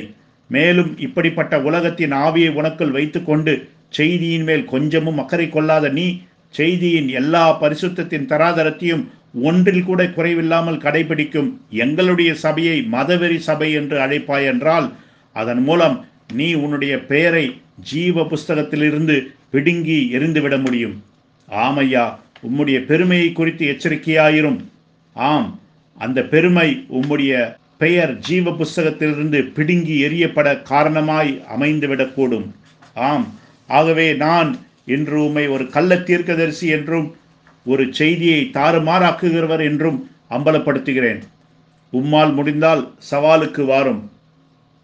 மேலும் ஒரு உலகத்தை நேசிப்பவர் என்றும் ஒரு மறுபடியும் பிறவாதவர் என்றும் பெரும்பாலும் முழுவதும் பெருமையினால் நிறைந்து பெருமை கசிந்து கொண்டிருப்பவர் என்றும் ஒரு தலைவீங்கி போன நாளுக்கு நாள் சதுர அடி கொண்ட முழுவதும் பெருமை நிறைந்தவர் என்று அம்பலப்படுத்துகிறேன்.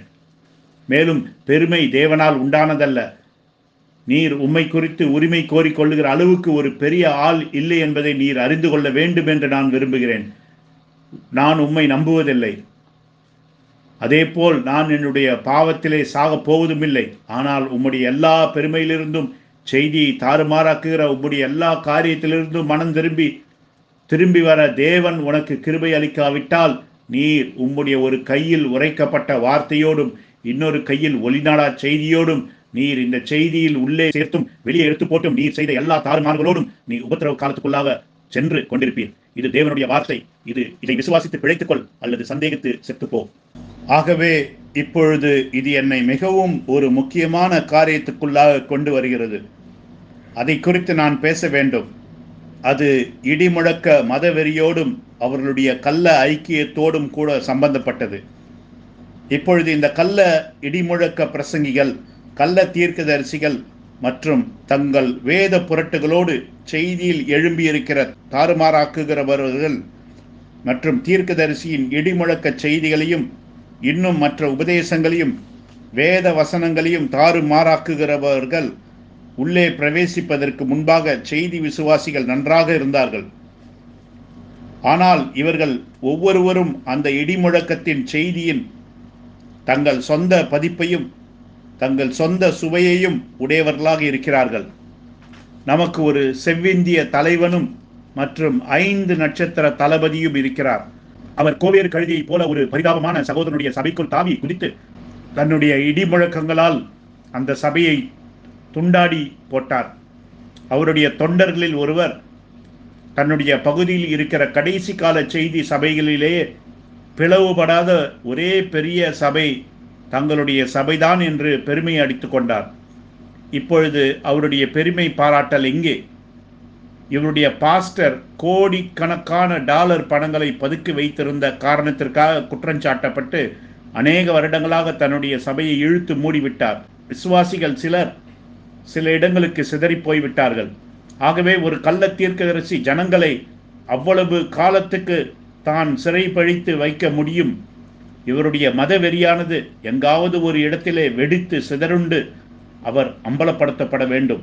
ஆகவே இப்பொழுது இந்த பெருமை பிடித்த ஆள் மாறாட்டக்காரனின் இடிமுழக்கங்கள் இவரை சகோதரன் பிரண்ணாமுக்கு அடுத்தவராகவும் வெள்ளை குதிரையிலே சவாரி செய்பவராகவும் கூர்நுனி கோபுரத்துக்குள்ளாக இருக்கிற புரியாத பாஷையை வியாக்கியானிப்பவராகவும் கழுகை வழி நடத்துகிற வெள்ளை புறாவாகவும் கிறிஸ்துவின் 2வது வருகையை தனக்குள் பெற்றிருக்கிற மனிதனாகவும் பழுதற்ற ஆட்டுக்குட்டியாகவும் மேலும் உலகம் முழுவதும் இருக்கிற செய்தி ஊழியக்காரர்களுக்கெல்லாம் 5 நட்சத்திர தளபதியாகவும் தன்னுடைய பூமிக்குரிய மனவாட்டி தலைமையகத்தில் இருந்து கொண்டு உலகம் முழுவதும் இருக்கிற மனவாட்டிகளை வழிநடத்துகிறவாகவும் ஆக்கிவிட்டது.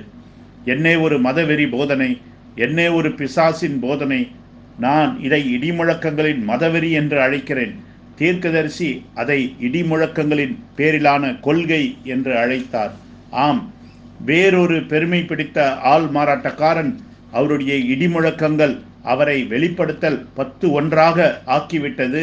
அவரே கிறிஸ்து என்று நீங்கள் விசுவாசிக்கவில்லை என்றால் உங்கள் பாவங்களிலே சாவீர்கள். செய்தியின் கீழாக இடிமுழக்கத்தின் பேரிலே கொள்கைகள் மற்றும் வேறொரு பெரிய இடிமுழக்க மதவெறி கொள்கை. ஆகவே இடிமுழக்கங்களை தாறுமாறாக்க போய் இயேசுவின் புதிய நாமத்தையே தாறுமாறாக்கி விட்டார்கள். அவர்களுடைய கருத்தின்படி இயேசுவின் புதிய நாமம் தேவனுடைய வார்த்தை என்பதாம். மேலும் வெளிப்பாட்டின் மூலம் இயேசுவின் பெயரை அறிந்து கொள்வதாம். இன்னும் மற்ற மதவெறி போதனைகள். மெத்த பிடித்த பைத்தியக்காரனின் இடிமுழக்கம் சொல்லுகிறது. அந்த இடிமுழக்கம் வெளிப்படுத்தின இயேசுவின் புதிய நாமம் சகோடியோ. இடிமுழக்கத்தின் பேரில் இன்னொரு கொள்கை மற்றும் இன்னொரு இடிமுழக்க மதவெறி கொள்கை.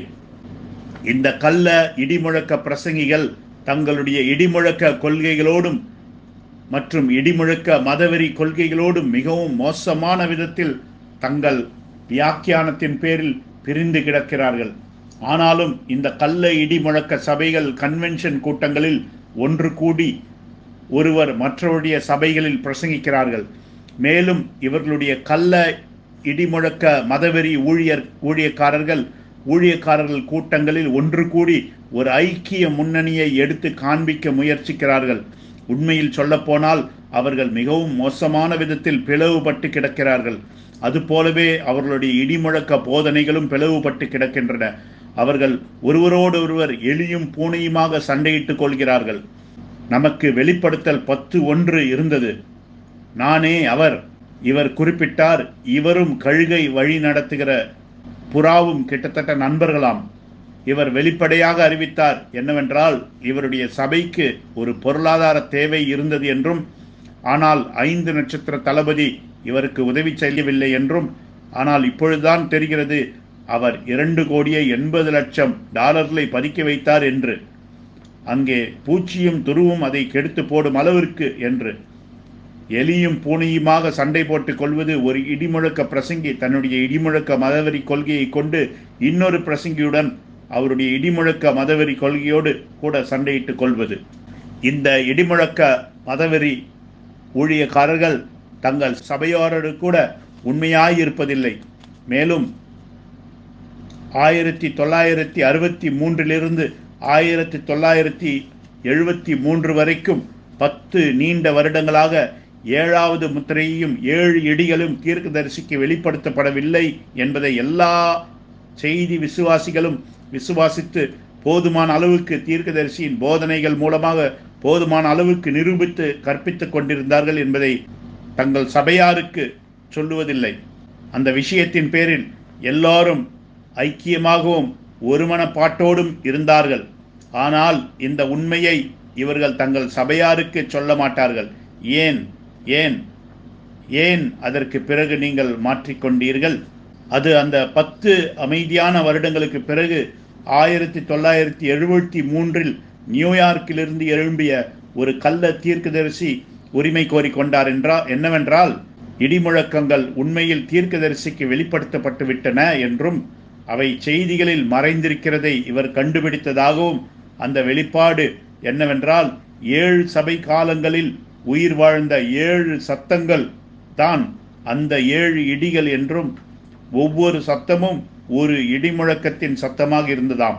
அந்த 7 சபை காலங்களின் சத்தங்களும் 1963 நடைபெற்ற முத்திரைகள் திறக்கப்படுதலின் சம்பவத்திற்கு நீண்ட நாட்களுக்கு முன்பே நடைபெற்றிருந்தாலும் அதுதான் அந்த 7 இடிமுழக்கங்களின் சத்தமாம். இவருடைய வேத புரட்டுகள் தாக்கு பிடிக்க முடியாது. அதுதான் முதல் இடிமுழக்க மதவெறி கொள்கை. ஒரு குறிப்பிட்ட இனத்தை உயர்த்தி காட்டுவதற்காக அது தேவனுடைய ஒரு மகத்தான அசைவாக இருக்கிறது என்று இவருடைய உரிமை கோரல் இவருடைய தலையை வீங்க செய்து விட்டது. அதன் பிறகு இவர் தன்னுடைய இடிமுழக்க கொள்கை மற்றும் இடிமுழக்க மதவெறி கொள்கையை உலகத்தின் பல்வேறு பாகங்களுக்கும் கொண்டு சென்றார். மேலும் எல்லா இடிமுழக்க மதவெறி கொள்கைகளும் அவற்றினுடைய நியூயார்க் தந்தையின் இடிமுழக்க மதவெறியிலிருந்து தான் பிறந்தன.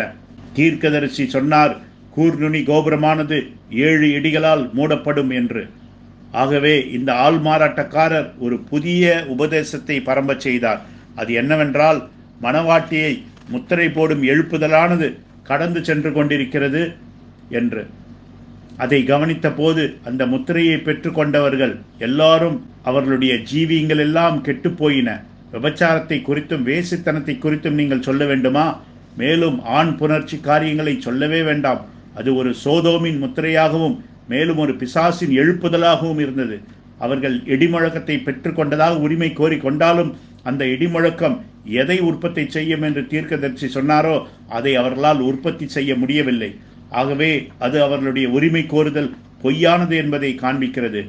இந்த செவ்விந்திய தலைவர் நியூயார்க்கின் கொள்கை மற்றும் மதவெறியை உடைத்து தன்னுடைய சொந்த இடிமுழக்க மதவெறி கொள்கையை உண்டாக்கும் வரைக்கும் ஒரு குறிப்பிட்ட காலத்திற்கு அதையே பரம்ப செய்து கொண்டு வந்தார். அதன் பிறகு தன்னுடைய சொந்த இடிமுழக்க மதவெறி கொள்கையை உண்டாக்கிவிட்டார். அதே போலதான் உலகம் முழுவதும் இருக்கிற செய்தி ஊழியக்காரர்கள் செய்தனர். அந்த இடிமுழக்க ஜுரத்தோடு கூட நீங்கள் உங்களை இணைத்துக் கொள்ளவில்லை என்றால் நீங்கள் ஆவி இல்லாதவர் என்ற கண்ணோட்டத்தில் பார்க்கப்பட்டீர்கள்.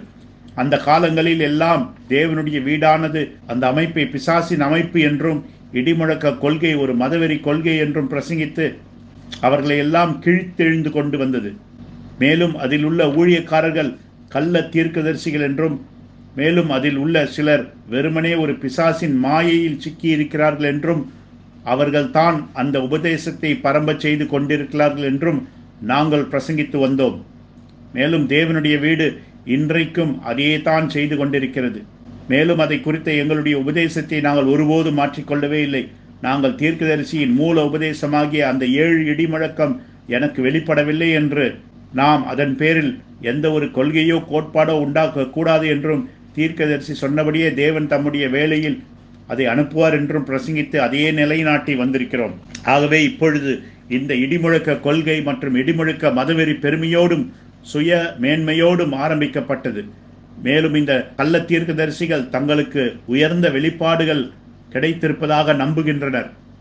அவர்கள் கிருபையின் கீழாக இருப்பதாகவும் அதனால் அவர்கள் தீர்க்கதரிசியினால் ஸ்தாபிக்கப்பட்ட பரிசுத்தத்தின் தராதரங்களை அவ்வளவு கண்டிப்பாக கடைபிடிக்க வேண்டிய அவசியம் இல்லை என்றும் தீர்க்கதரிசியின் செய்திகள் மோசேயுடைய நியாயப்பிரமாணத்திற்கு மாதிரியாக இருக்கிறது என்றும் சொல்லுகின்றனர்.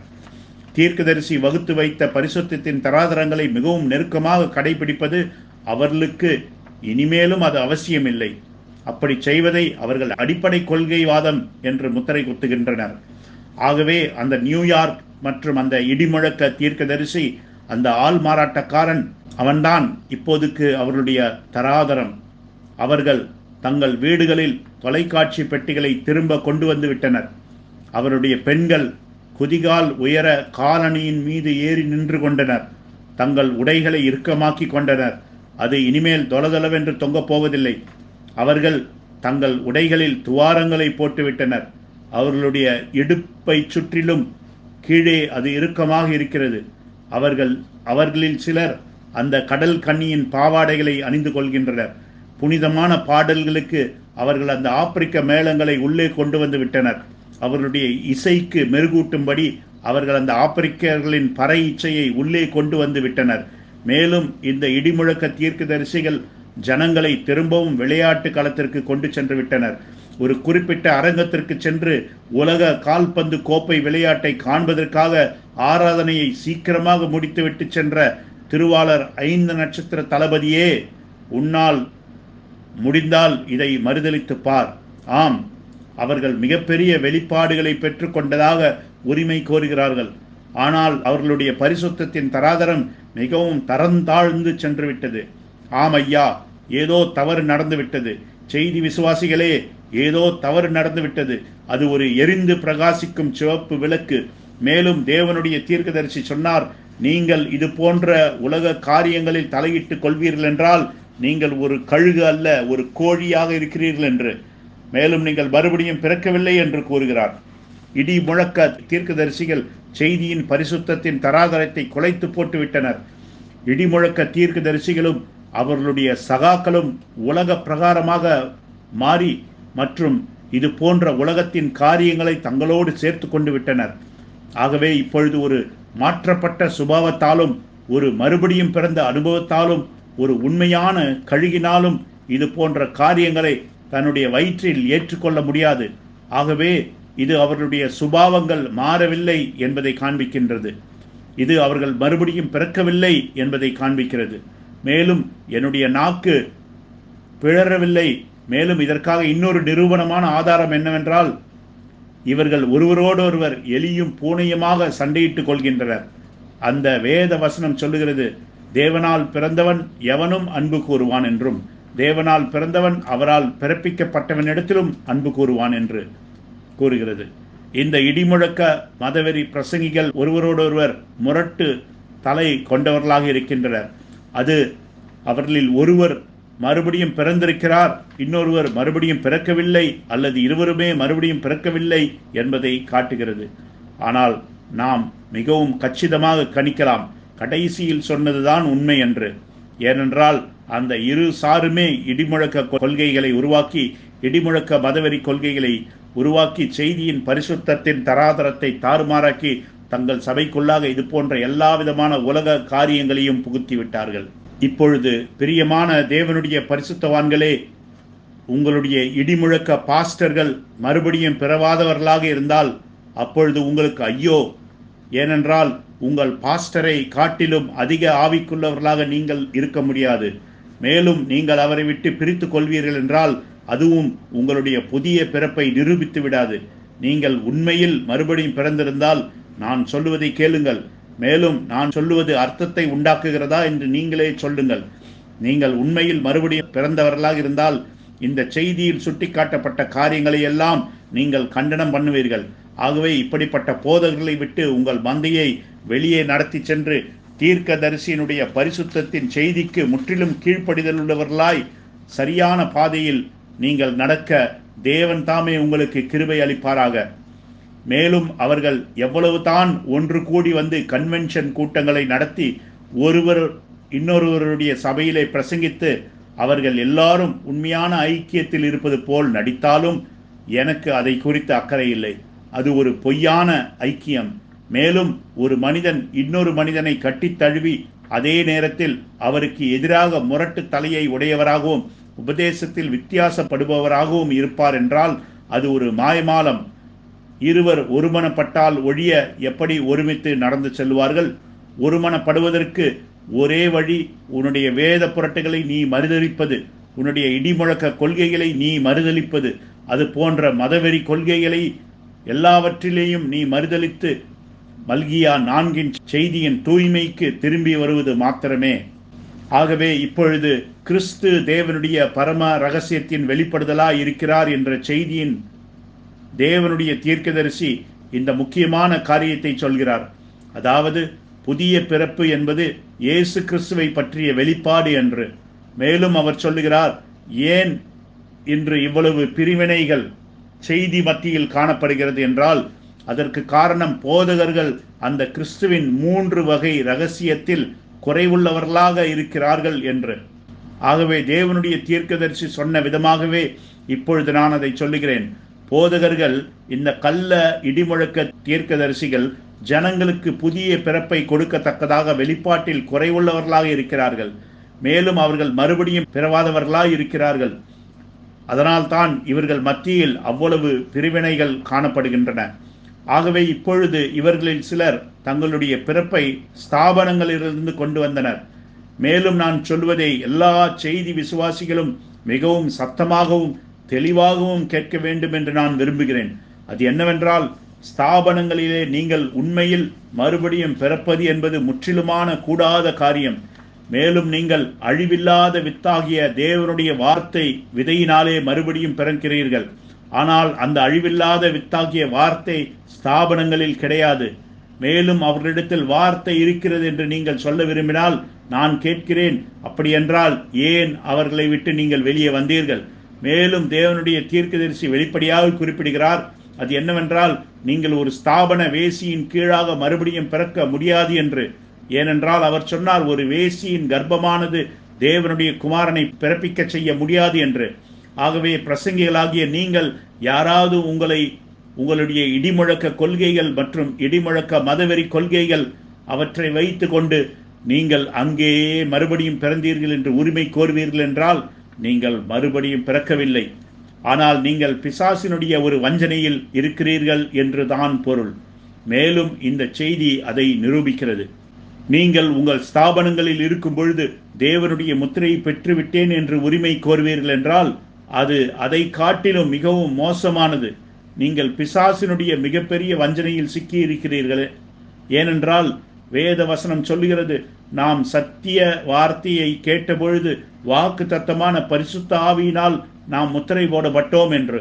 அந்த வார்த்தையை கேட்பதற்கு முன்பாக அல்ல, நாம் ஸ்தாபனங்களிலே வஞ்சிக்கப்பட்டு கிடந்த பொழுதும் அல்ல, நாம் சத்திய வார்த்தையை கேட்ட பிறகுதான் அந்த சத்திய வார்த்தை மல்கியா 4 மூலமாகத்தான் வந்தது.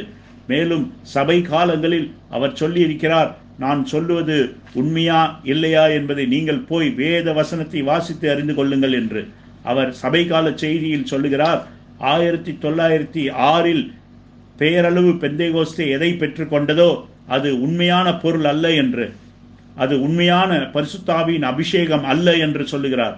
அவர் சொல்லுகிறார், அது ஏன் என்று சொன்னால், இன்னுமாக தீர்க்கதரிசி செய்தியாளன் தேவனுடைய வார்த்தையாகிய விதியோடு கூட இன்னும் வரவில்லை. நான் தேவனுடைய தீர்க்கதரிசியை விசுவாசிக்கும்படி உங்களுக்கு சவால் விடுகிறேன்.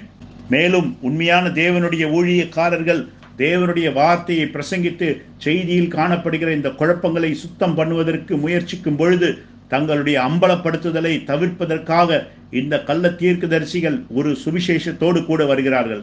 அதாவது நாம் ஒருவருக்கு விரோதமாக ஒருவர் பிரசங்கிக்க கூடாது என்றும், இந்த செய்திக்குள் நாம் ஒருவரையொருவர் நேசிக்க வேண்டும் என்றும், ஒருவேளை ஒரு சகோதரன் இந்த செய்தியை சற்று வித்தியாசமான கோணத்திலே பார்ப்பார் என்றால் நல்லது, அது பரவாயில்லை. இப்பொழுது நான் சொல்லுகிறேன், அது பரவாயில்லை இல்லை, அது வேத வசனத்தில் பரவாயில்லை என்பதாக இல்லை, மேலும் செய்தியில் அது பரவாயில்லை என்பதாக இல்லை. அன்பு திருத்துகிறதாயிருக்கிறது. மேலும் இதுதான் தேவனுடைய அன்பாயிருக்கிறது. இந்த மணி நேரத்தின் செய்தியை நீங்கள் தாறுமாறாக்குவதற்காக அது உங்களை திருத்துகிறது. மேலும் நீங்கள் இந்த வார்த்தையோடு கூட ஒன்றை கூட்டும் பொழுது, அல்லது இந்த செய்தியோடு கூட ஒன்றை கூட்டும் பொழுது, அதன் மூலம் நீங்கள் உங்களுடைய பெயரை ஜீவ புஸ்தகத்திலிருந்து எடுத்து போட்டுவிட முடியும். முத்திரைகள் இப்பொழுது திறக்கப்பட்டு முழு வார்த்தையும் ரூபகாரப்படுத்தப்படுதலுக்குள்ளாக மறுபடியும் பிறந்திருக்கிறது.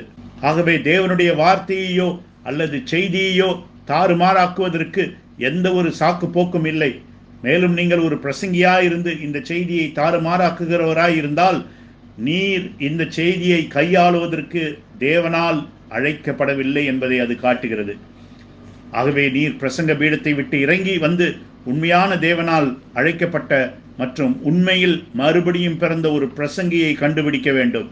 மேலும் நான் தைரியமாக அறிவிக்கிறேன், அது என்னவென்றால், நான் இப்பொழுது உனக்கு எடுத்து வழங்கியிருக்கிற எல்லா நிருபங்களின் அடிப்படையில் உன்னுடைய எல்லா இடிமுழக்கங்களும் அவை பிசாசினுடையவைகளாய் இருக்கின்றன. அவை ஒரு கொள்கையே அன்றி வேறொன்றும் அல்ல. மேலும் அவைகளை கொண்டு நீர் இடிமுழக்க மதவெறி கொள்கையை உண்டாக்கி இருக்கிறீர். உன்னால் முடிந்தால் நான் சொல்வதற்கு எதிராக நீ சவால் விடு, பார்க்கலாம்.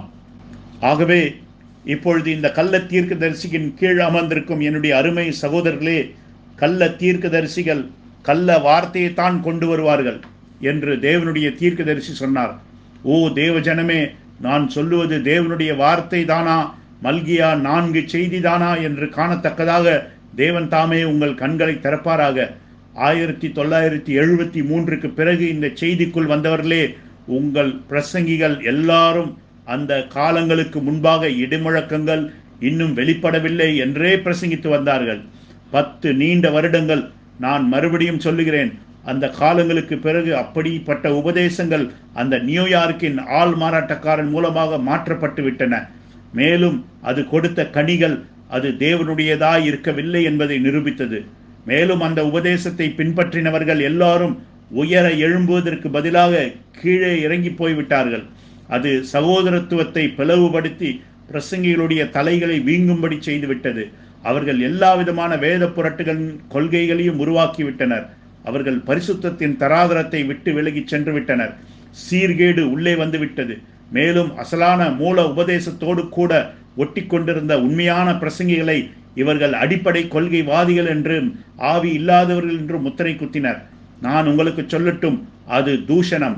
ஆனால் அவருடைய ஆவிக்குரிய தன்மை அவர்களை பரிசுத்தத்தில் இருந்து வெளியே கொண்டு போய்விட்டது.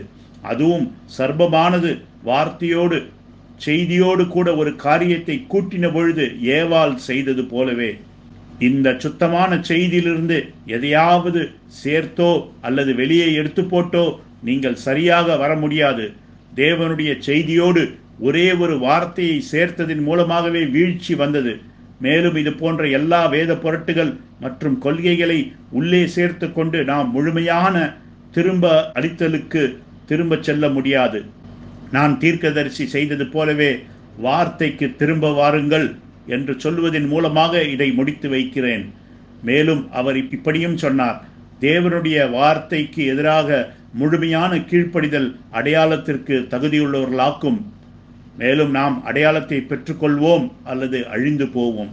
செய்தியாளன் சொன்னதையே சொல், இல்லையென்றால் நீ ஒரு கள்ள தீர்க்கதரிசி. தேவனுடைய தீர்க்கதரிசி அப்படித்தான் சொன்னார். ஆமேன், ஆமேன்.